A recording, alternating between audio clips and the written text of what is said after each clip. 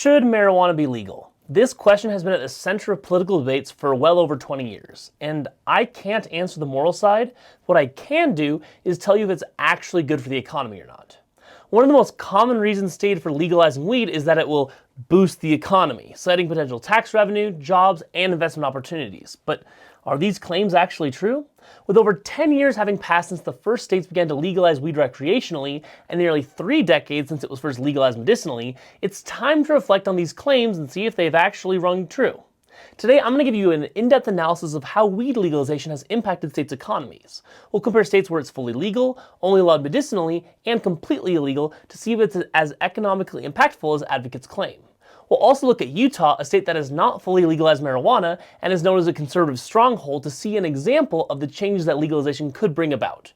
But before we get into that, we'll take a quick overview of weed legalization in the United States. The first regulations on weed were enacted in 1937 when the federal government chose to tax, not ban the drug. While this didn't make it outright illegal, it did use ridiculously high taxes to make marijuana effectively illegal, or at least unattainable for most people. Soon after, laws were enacted that assigned long prison sentences for marijuana usage. The Nixon administration began the biggest crackdown on weed possession, giving it the strongest classification as a Schedule I drug, meaning possession was illegal under all circumstances. It was also at this time that interest in medicinal legalization began to appear. This interest grew out of grassroots movements that supported legalization at the state level. This came even as Ronald Reagan's tough war on drugs policies led to mass arrests and life sentences for repeat offenders. The legalization movement slowly grew until weed was first legalized in California in 1996 as a medical treatment for AIDS patients, cancer victims, and those with painful diseases. It was first legalized for recreational use in Washington and Colorado in 2012, and today 21 states have passed similar measures, which many more states are currently considering it in their state legislatures across the US. For our example, in the state of Utah, recreational marijuana usage remains illegal, but it is allowed for those with a medical exception who can purchase it only at authorized pharmacies. CBD, an extract of marijuana that you can't get high off of, is legal for anyone to purchase and use. With that out of the way, it's time to determine the true economic impact of weed legalization. First, let's examine the claim of tax revenue generation. It is undeniable that legalizing weed has provided states with new revenue streams, but how much money are we actually talking about? Looking at the states that were the first to jump on the weed legalization bandwagon, Washington collected $560 million from legal weed taxation in 2021, and Colorado collected $423 million in 2021. These figures aren't stagnant either, as Washington's revenue grew by 17.9% that year, and Colorado's by almost 10% that same year. This is a lot of money that states can spend on housing subsidies, education, healthcare, and other programs. This trend isn't limited to just trailblazers either. Nationwide tax revenues were over $1.7 billion in 2019 and $3.7 billion in 2021, which is a pretty big growth rate. And that's before many of the currently legal states had even legalized marijuana. This also doesn't include the potential revenue that would be generated from federally legalized weed. New Frontier, an analytics company that specializes in cannabis statistics, predicted that the federal government would generate $105.6 billion in revenue over the next 2 years if weed were legalized today. That's more than the federal government would spend on education in that same amount of time.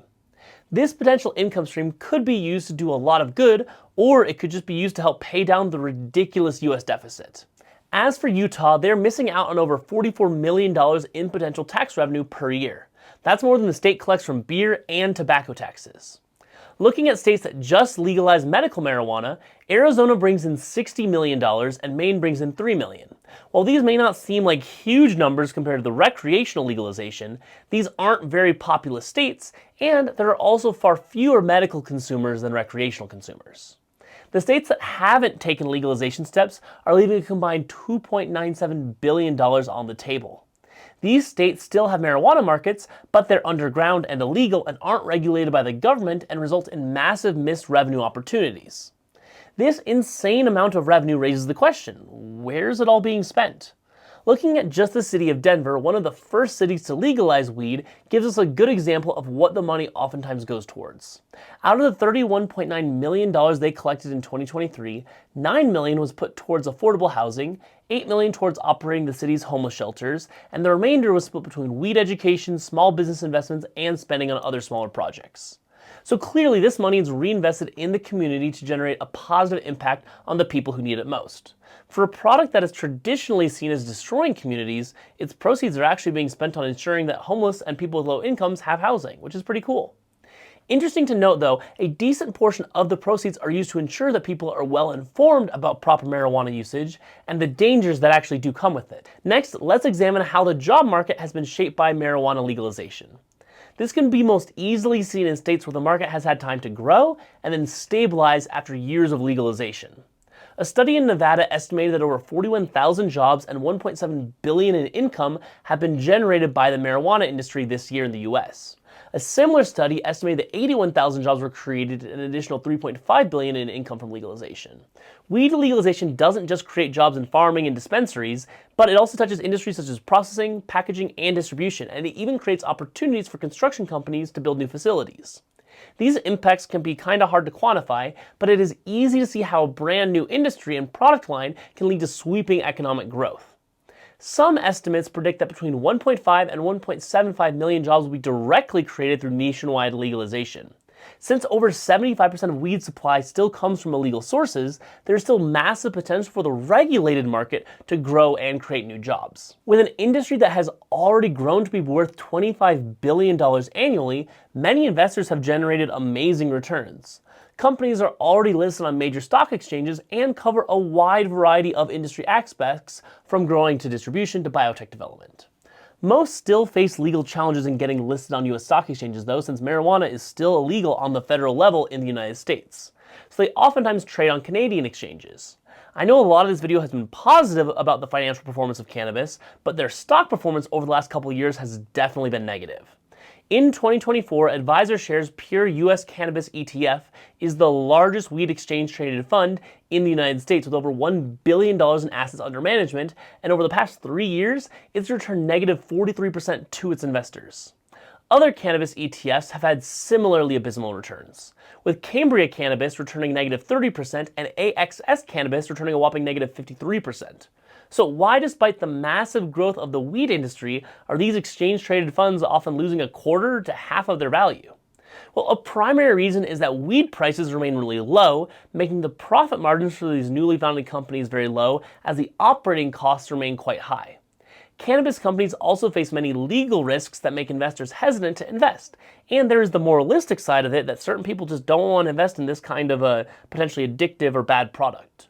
It is possible that in the coming years, especially if regulations are relaxed and investors become more confident in the market, investors in the weed market could become more profitable.